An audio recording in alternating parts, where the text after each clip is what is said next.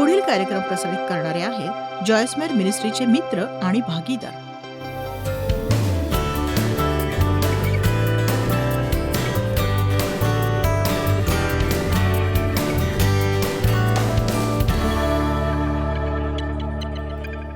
तर तुमच्यापैकी किती जण प्रार्थना करता? किती जणांना वाटतं की आपल्या प्रार्थनेचं उत्तर मिळावं?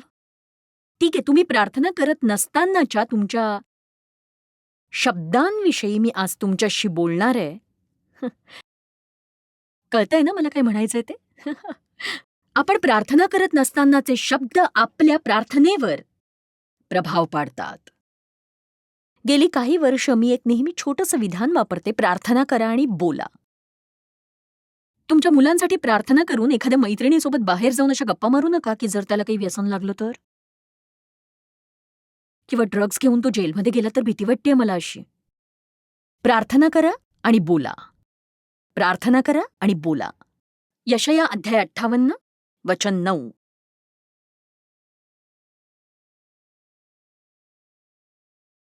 तुम्ही जर ऐकलं असेल किंवा तुमच्यापैकी काहींनी या गोष्टी बऱ्याचदा ऐकल्या असतील आणि वाटत असेल की मला याची गरज नाही, मला नाही वाटत मी तिथे जाईन, तर खरं तर तुम्हाला गरज आहे, मलाही गरज आहे. माझ्या मुखातल्या शब्दांविषयी परमेश्वर मला खोलात शिकवतोय आणि आज मी कुणाला तरी बोलताना म्हटलं की मला वाटतं मी यासाठी बनले आहे.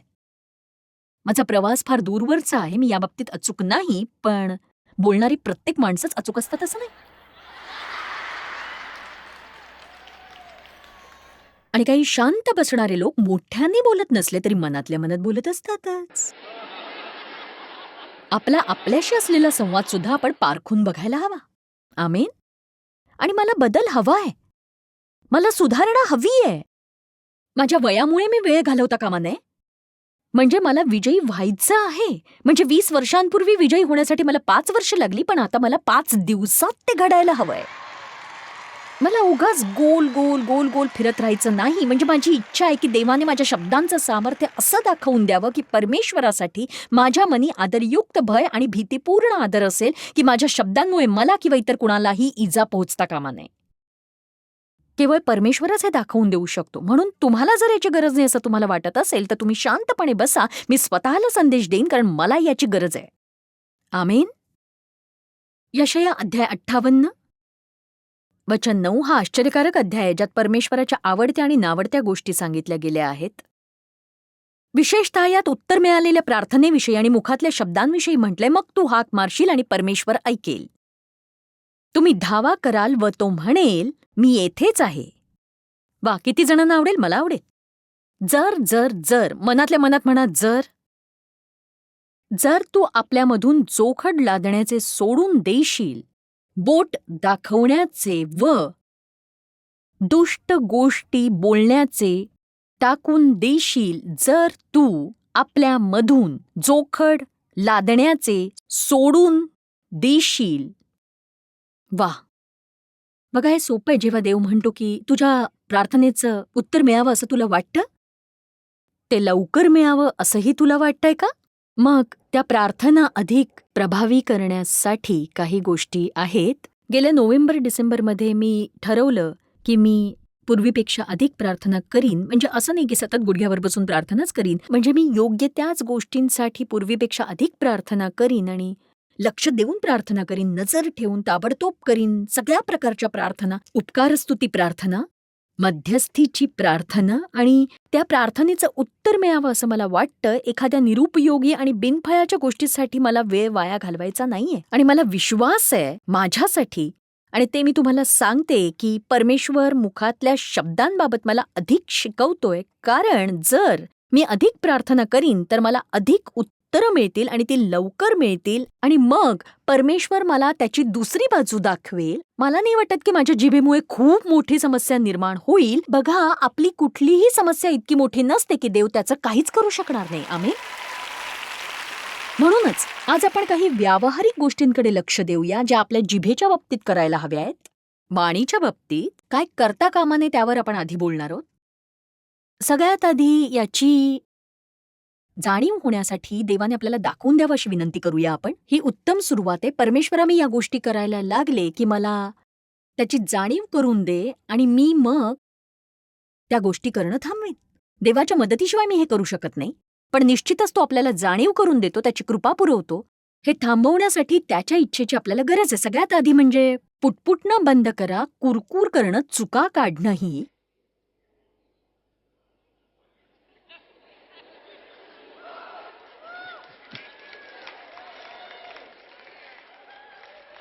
नोकरीबद्दल कुरकुर करू नका, तुमच्या साहेबांबद्दल कुरकुर करत राहू नका, तुमच्या जुन्या गाडीबद्दल कुरकुर करू नका, छोट्या घराविषयी किंवा तुम्हाला न आवडणाऱ्या गोष्टींबद्दल, त्या नवऱ्याबद्दल ज्यासाठी तुम्ही देवावर विश्वास ठेवला, मुलांसाठी तुम्ही प्रार्थना केली. इस्रायली लोक, मला नाही वाटत मी त्यांच्याविषयी बोलणं थांबवू शकेन. तो 11 दिवसांचा प्रवास 40 वर्ष करत होते ते. खेदाची बाब.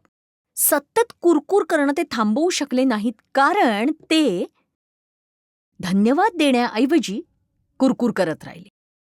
परमेश्वराच्या वचनांची सवय करून भविष्यवाणी करण्याऐवजी ते कुरकुर आणि पुटपुटत राहिले.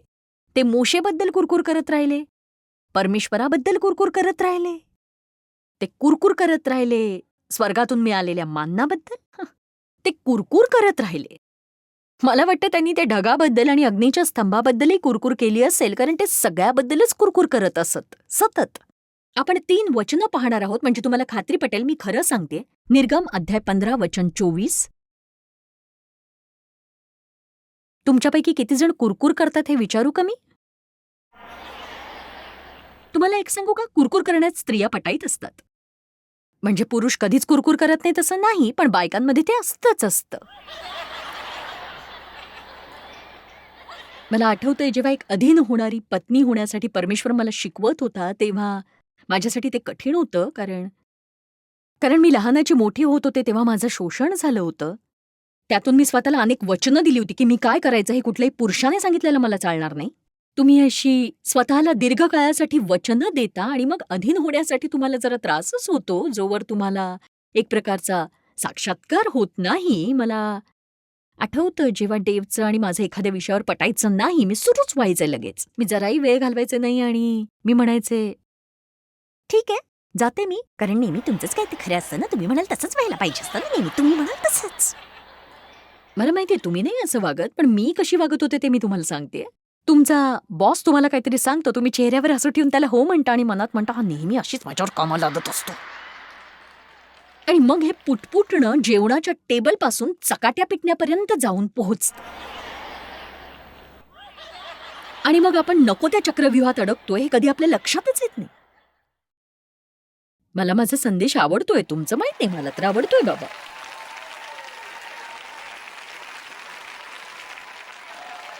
निर्गम अध्याय 15 वचन 24. तेव्हा आम्ही काय प्यावे असे म्हणून त्यांनी मोशेजवळ कुरकुर केली. निर्गम अध्याय 16 वचन 2. त्या रानात इस्रायली लोकांच्या सर्व मंडळीने मोशे आणि अहरोन यांच्या संबंधाने कुरकुर केली. अध्याय 17 वचन 3. बघा, ते संपूर्ण निर्गमात अगदी गणनेपर्यंत कुरकुरच करत होते. त्याच जागी गोल गोल गोल फिरत होते ते. बघा, तुम्ही तक्रार करता तेव्हा तुम्ही तिथेच टिकून राहता. खरं तर एका शब्दकोशात मला याचा अर्थ सापडला. बहुधा मी तो लिहून ठेवला नसेल, नाहीतर तुम्हाला दाखवला असता, मला आठवत नाही. पण त्यात असं लिहिलं होतं की तुम्ही जेव्हा तक्रार करता तेव्हा तुम्ही तिथेच टिकून राहता, हे लक्षात घ्या. म्हणूनच मी नेहमी म्हणते, तक्रार करून तिथेच राहा किंवा स्तुती करत उंचावत जा. आमेन. आपण इस्रायली लोकांसारखं वागू शकतो किंवा येशूसारखं आणि वधस्तंभावर असूनही आपण परमेश्वराची स्तुती करू शकतो. आपल्या कठीण काळात आपल्याला सहन होत नसतानाही ते करू शकतो. तुमच्या जिभेवर तुमचा अधिकार आहे, तुमच्या शब्दांवर तुमचा अधिकार आहे आणि तुमची इच्छा नसल्यास तुम्हाला कोणी काही बोलण्यास जबरदस्ती करू शकत नाही. आमेन. तुम्ही डोळे सताड उघडून माझ्याकडे कसे बघताय? फिलिप्पेकरास अध्याय 2 वचन 14. मला हे वचन आवडतं.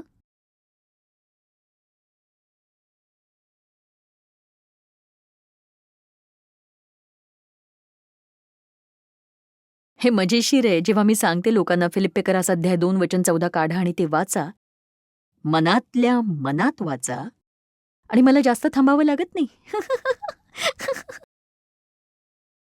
जे काही कराल, जे काही, बापरे, मी घराची स्वच्छता करताना तक्रार करायची नाही, ट्रॅफिकमध्ये गाडी चालवताना तक्रार करायची नाही, दरवाढीबद्दल मी तक्रार करू शकत नाही,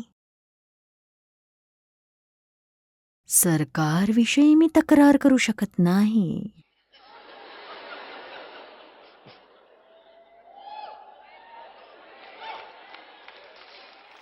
आपण त्यांच्यासाठी प्रार्थना करू शकतो, आपण त्यांना सत्य सांगू शकतो, पण पुटपुटणं, जे काही कराल त्यात, मला तुमचं माहित नाही, पण बऱ्याचदा असं होतं की तक्रार करायची नाही असं ठरवतो, पण काही शक्यच होत नाही. हो, मी खरंच सांगतेय. मग भले ते तक्रार करणं नसेल, पण ते पुटपुटत राहणं, याचबद्दल मी बोलते. हे एक वेगळ्याच पातळीवरच आहे. किती थंडी वाजते, किती गरम होते, तुमच्यापैकी काही जण इथे येतानाही तुम्हाला न मिळालेल्या सीटबद्दल कटकट केली होती का, तुम्ही सांगा? तुमच्या डोळ्याला खुपणाऱ्या या लाईट्सबद्दलही तक्रार केली होती, पण तुम्हाला टीव्ही प्रोग्राम आवडतो, तो तुम्हाला अंधारात पाहायला आवडेल?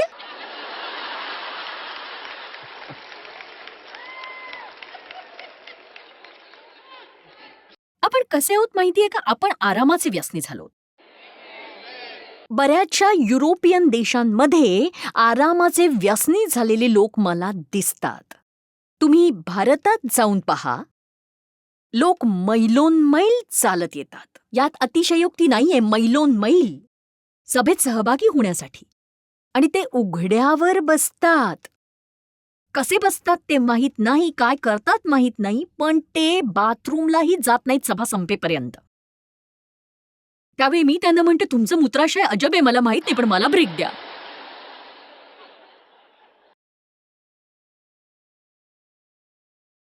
आपल्याकडे इतकं आहे, आणि तरीही आपण कित्येक गोष्टींसाठी पुटपुटत असतो, तक्रार करत असतो. सतत तक्रार. पण हे बदलू शकतं. हे निश्चितच बदलू शकतं, पूर्णपणे बदलू शकतं. आपण एक निर्णय घेऊ शकतो की आता बस झालं, आता बस झालं, मी खुंटा बळकट करतेय. तुम्ही परमेश्वराला आमंत्रण देऊ शकता, पण त्याला स्वीकारणार नसाल तर त्याला आमंत्रण देऊ नका. तुम्ही देवाला म्हणा की देवा, मला असं वाटतंय की तू माझ्या जिभेचा ताबा घ्यावास, तू माझ्या मुखातून काय बाहेर पडतंय त्याचा ताबा घ्यावास, ते मला कळू दे, कारण मला आता हे आणखी सहन होत नाहीये. देवा, मला यावर काम करायचंय, याच्या पुढे सतत. मी या बाबतीत काटेकोर अभ्यास केलाय, आणि अजूनही अभ्यास करायची गरज आहे असं वाटतंय. डेव्हच्या समस्या या माझ्यापेक्षा कमीच आहेत, कारण तो माझ्यापेक्षा शांत आहे. तो असा आहे ना, म्हणजे आमच्या वैवाहिक जीवनाला इतकी वर्ष झाली, अतिशयोक्ती नाही, पण मी केवळ 3दाच त्याच्या तोंडून ऐकलं असेल की मला कोणी आवडत नाही. आणि माझं बघा, 50 पर्यंत मला आवडणारी फक्त 3 माणसं सापडली.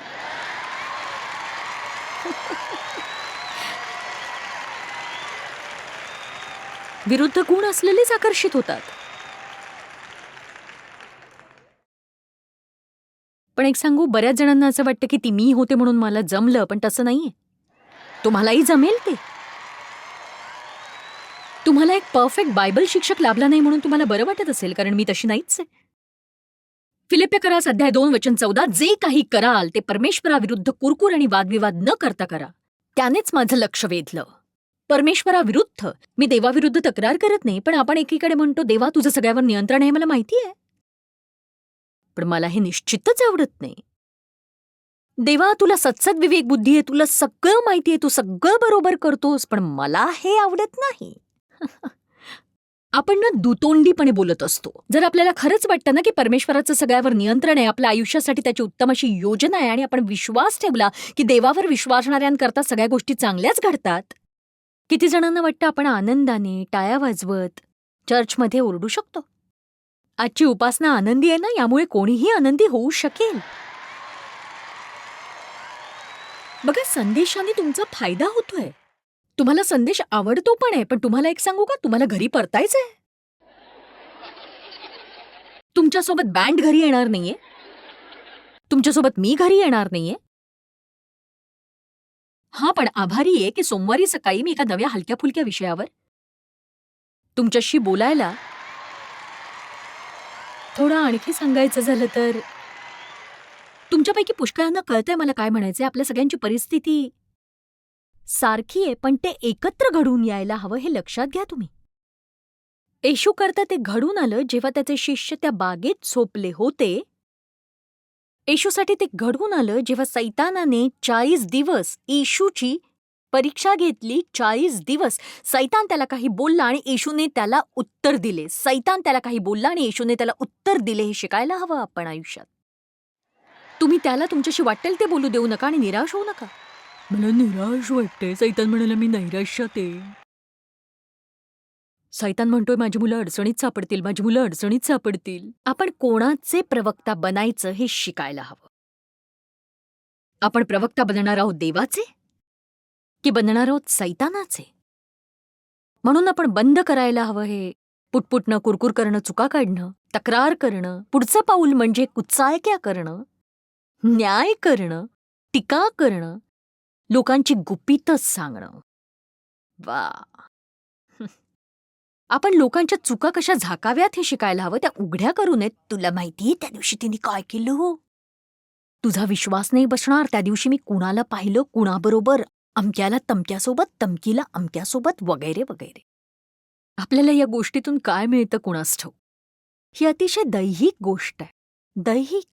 आपल्याला सांगायचं असतं, आपल्याला जाणायचं असतं, आपल्याला सगळी माहिती हवी असते, ती दुसऱ्यांना द्यायची असते. एक सांगू का, न सांगायच्या गोष्टी आपण सगळ्यांना सांगत फिरल्याने आपल्या आयुष्यात घोळ निर्माण होतो. लोकांबद्दल तुम्ही नाही ते बोलत फिरता, मग ते तुमच्या आयुष्यातली समस्या बनून तुमच्याकडे परत येतात.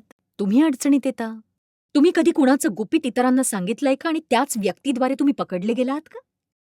हे अस्वच्छ करणार आहे, नाही का? मत्तई अध्याय 7 वचन 1 ते 8. ही बायबलची रात्र आहे. अनेक वचनं. ही वाणीविषयी बोलण्याची कल्पना माझी नाही, देवाची आहे. तुमचे दोष काढण्यात येऊ नयेत म्हणून तुम्ही कुणाचे दोष काढू नका, कारण ज्या प्रकारे तुम्ही दोष काढाल त्या प्रकारे तुमचे दोष काढण्यात येतील आणि ज्या मापाने तुम्ही मापून द्याल त्याच मापाने तुम्हाला मापून देण्यात येईल. 2 आठवड्यांपूर्वी मी दयेचं वरदान वाढवण्याविषयी बोलत होते.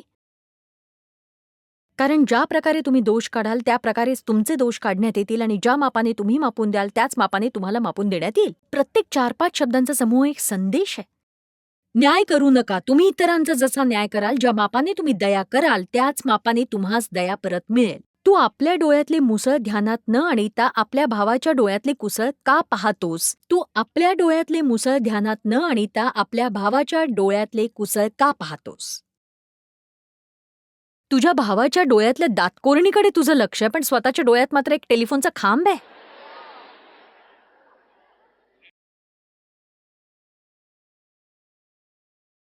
येशूने म्हटले, तुमच्यापैकी जो पापरहित असेल त्याने पहिला दगड मारावा. मी तुम्हाला सांगते की न्याय करण्याचा आपल्याला जर हक्क असेल तर तो हा आहे की आपण कुणाच्याही पापाचा न्याय करू शकतो, पण आपण पाप करणाऱ्याचा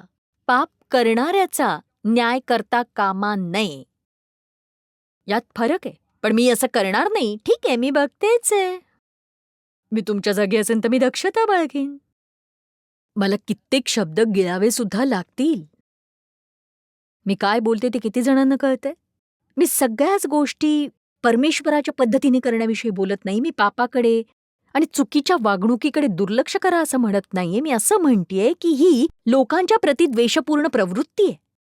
हा न्याय म्हणजे लोकांच्या प्रती असलेल्या प्रवृत्तीचा न्याय आहे. पण तू हे करूच कसं शकलास, तू असं केलंस, माझा यावर विश्वास बसत नाही. त्यांनी काय केलं ते आपण जाणतो, पण त्यांनी का केलं हे केवळ देवच जाणतो. आणि मी सांगते की लोक इतके दुखावू शकतात की ते जे करतात ते का करतात कुणास ठाऊक. बहुतांश लोक केवळ कुचके नसतात, तर ते कधी कधी खूप भयंकर अशा गोष्टी करून जातात. त्यांच्या आयुष्यात खूप दुखावलं जाणार असं काही घडलेलं असतं आणि ते अजूनही दुखावत असतात. त्यांच्या आयुष्यात आत्ता असं काही असतं ज्यामुळे ते दुखावले जात असतात. कुठेतरी त्यांच्या आयुष्यात काहीतरी कमी असतं, जी उणीव चुकीच्या गोष्टी करून भरण्याचा प्रयत्न ते करत असतात. ती पोकळी भरण्यासाठी, ती रिकामी जागा भरण्यासाठी म्हणून ते चुकीच्या गोष्टींची निवड आयुष्यात करतात. पण परमेश्वराच्या कृपेने तो असतो. आमीन. तुम्ही म्हणू शकता, एक सांगू का, माझा भाऊ व्यभिचारात फसलाय आणि मी प्रार्थना करते. आमीन. वचन 5, अरे ढोंग्या, पहिल्याने आपल्या डोळ्यातले मुसळ काढून टाक, म्हणजे आपल्या भावाच्या डोळ्यातले कुसळ काढण्यास तुला स्पष्ट दिसेल. जे पवित्र ते कुत्र्यांना घालू नका आणि आपली मोते डुकरांपुढे टाकू नका. टाकाल तर ती कदाचित आपल्या पायांखाली ती तुडवतील व उलटून तुम्हास फाडीतील. टाकाल तर ती कदाचित आपल्या पायांखाली ती तुडवतील आणि उलटून तुम्हास फाडीतील. म्हणजे आपण जेव्हा लोकांशी प्रेमाने वागत नाही तेव्हा आपण आपल्या आयुष्यात सैतानाला प्रवेश देतो. पण मला हे आवडतं, मागा म्हणजे तुम्हास दिले जाईल, शोधा म्हणजे तुम्हास सापडेल, ठोका म्हणजे तुमच्यासाठी उघडले जाईल. म्हणजे तो सरळ म्हणतोय की बघा, लोकांचा न्याय आणि टीका करू नका, तर प्रार्थना करा. प्रार्थना करत राहा. आणि हे 2 वेगळे विषय आहेत असं समजू नका. तो इथे असं म्हणत असेल, त्याला असं म्हणायचं असेल की मला प्रार्थना करायची, दार उघडेपर्यंत तुम्ही दार ठोकत राहा, सापडेपर्यंत तुम्ही शोधत राहा. प्रार्थना करणं सोडू नका तुम्ही. उत्तम गोष्टी वाटेवर आहेत, पण तुम्ही लोकांना कसं वागवता ते बघा. लोकांबद्दलच्या प्रवृत्तीबद्दल सांभाळा. लोकांविषयी निंदक, ढोंगी, न्यायी प्रवृत्ती असू देऊ नका तुमची. दया करा. न्याय आणि निंदेऐवजी आपण जर दयेचा वापर केला ना, तर आपल्या प्रार्थनेचं परमेश्वर लवकर उत्तर देईल, हे लक्षात घ्या तुम्ही. आमेन. जगात असे भरपूर लोक आहेत जे हरवलेले आहेत, अस्वस्थ आहेत. योग्य अयोग्याचं योग्य शिक्षण त्यांना नाहीये आणि अशांना निंदा आणि न्यायापेक्षा प्रार्थनेची अधिक गरज आहे. लोकांचा न्याय न करण्याविषयी अजून बरीच वचनं आहेत, पण सध्या तरी मला भरकटायचं नाहीये विषय सोडून. आपल्या जिभेने न करण्याची तिसरी गोष्ट, नको त्यावेळी न मागता न विचारलेला सल्ला देऊ नका. आज जेव्हा इकडे येत होते तेव्हा मी ते केलं. मी तुम्हाला स्वतःच्या कामाशी काम ठेवा असं वचन दाखवलं तर तुम्हाला ऐकायचंय? ठीक आहे, सापडलं. 1 थेसलोनिकरांस अध्याय 4 वचन 9. बंधुप्रीतीविषयी आम्ही तुम्हास लिहावे याची तुम्हाला गरज नाही, कारण एकमेकांवर प्रीती करावी असे तुम्हाला देवानेच शिकवले आहे. आणि अखिल मासेदोनियातील सर्व बंधुवर्गावर तुम्ही ती करीतच आहात. तरी बंधूंनो, आम्ही तुम्हास बोध करीतो की ती उत्तरोत्तर अधिक करावी. बाहेरच्या लोकांबरोबर सभ्यतेने वागावे आणि तुम्हास कशाचीही गरज पडू नये म्हणून आम्ही तुम्हास आज्ञा केल्याप्रमाणे स्वस्थ राहणे, आपापला व्यवसाय करणे आणि आपल्या हातांनी काम करणे याची हौस तुम्हास असावी. वचन म्हणतंय सत्कृत्य करा, आपापल्या कामाशी काम राखा, तोंड बंद ठेवा. आमेन. एक सांगू का, आपल्यापैकी बहुतांश लोक कृतीपेक्षा अधिक बोलतच राहतात. पण आपल्याला माहीत नसेल किंवा माहीत असेल तर लक्षात ठेवा की शब्दांचं खूप महत्त्व असतं. तुम्ही कुरकुर आणि तक्रार करत लोकांना वाईट वाटायला भाग पाडता, त्यामुळे तुमच्याही आयुष्याचं वाईट होतं, कारण सैतानासाठी तुम्ही दरवाजा उघडता त्यामुळे, आणि त्याने वाईट होतं तुमचं. किंवा आपण आपलं मुख आभार मानण्यासाठी उघडू शकतो. आभार मानण्यासारख्या कित्येक गोष्टी आहेत, त्यामुळे आपण आपलं जीवन परमेश्वराच्या सामर्थ्यासाठी उघडतो. तुम्ही तुमचं मुख अनेक गोष्टींसाठी वापरू शकता, मग ते तुमच्या भल्यासाठीही असेल आणि इतरांच्याही. आम्ही नेहमीच तुमच्याशी बोलत असतो जॉय स्मार्ट्स मिनिस्ट्री सोबत भागीदार बनण्याबद्दल. असं केल्याने तुमच्या मनात असा विचार येऊ शकतो की लगेचच मी तुमच्यासाठी काहीतरी करीन म्हणून. पण खरं तर पार्टनरशिप ही एक देवाणघेवाण आहे. आपण इथे एकत्र काम करणार आहोत. आम्ही तुमच्यासाठी काही करू, तुम्ही काहीतरी करा आमच्या मदतीसाठी. मी तुम्हाला एक पत्र वाचून दाखवणार आहे न्यूयॉर्कमधल्या एका स्त्रीचं. मी आभार मानायला हे लिहित आहे. पार्टनर पॉवर या पत्रकाचा मी विचार करते आणि त्याच्यासोबत कार्य करण्याच्या फायद्यांबाबत विचार करते, तेव्हा माझ्या मनात शंका उत्पन्न होत नाही की माझ्या जीवनातल्या कठीण काळात केवळ तुमच्या प्रेमाने, प्रार्थनेने आणि विश्वासानेच मी पार गेले आणि मला आशीर्वादही लाभलेले आहेत. आम्ही आमच्या सगळ्या पार्टनर्ससाठी नियमितपणे प्रार्थना करतो आणि मी आज सुद्धा प्रार्थना केली. मी रोज सकाळी माझ्या वैयक्तिक प्रार्थनेत प्रार्थना करते, आमच्या सेवा कार्यासाठी, सगळ्या पार्टनर्ससाठी. आणि मला तुम्हाला हे सांगायचंय की आमच्यासोबत जेव्हा तुम्ही पार्टनर होता तेव्हा तुमच्यावर एक प्रार्थना कवच चढतं आणि हे अतिशय बहुमूल्य असतं असं मला वाटतं. आणि जशी आम्ही तुमच्यासाठी प्रार्थना करतो तुम्हीही आमच्यासाठी ती करावी. आणि जर तुम्ही अजून आमचे भागीदार बनला नसाल तर ते बनण्याची मी तुम्हाला विनंती करते. मला वाटतं हे फायदेशीर ठरेल. तुमची आर्थिक भेट तुम्हाला जमेल तसं दर महिन्याला, दर आठवड्याला जसं जमेल तसं प्रार्थनापूर्वक, हेतुपूर्वक तुम्ही ते पाठवा. जर ती भागीदारी तुम्ही प्रार्थनापूर्वक आणि हेतुपूर्वक पाठवली तर जगात फरक पडण्यासाठी तुम्ही पेरणी करताय हा विश्वास ठेवा. जेव्हा तुम्ही देता तेव्हा विश्वास ठेवा की प्रभू ते तुम्हाला परत देणार आहे, द्विगुणित करून, दुपटीने, चौपटीने, आनंदासह. भागीदारीविषयी जाणून घेण्यासाठी आम्हाला कॉल करा किंवा ऑनलाईन चेक करा. देवाची स्तुती असो. धन्यवाद. जॉयस्मायर मिनिस्ट्रीज करता तुम्ही खूप मौल्यवान आहात. आम्हाला तुमचं कौतुक आहे आणि जगभरामध्ये हे सेवा कार्य शक्य करण्याकरता आम्ही आमच्या मित्रांचे आणि पार्टनर्सचे आभारी आहोत. आम्ही एकत्रितपणे भुकेल्यांना खाऊ घालतो, गरिबांना वस्त्र देतो आणि राष्ट्रांना सुवार्ता सांगतो. तुमच्या प्रार्थनेच्या विनंती करता आमच्याविषयी आणखी माहिती मिळवा. जॉयसच्या कॉन्फरन्सच्या तारखा पहा आणि ख्रिस्ताची प्रीती जगभरामध्ये पसरवण्याकरता आमचे सहभागी व्हा.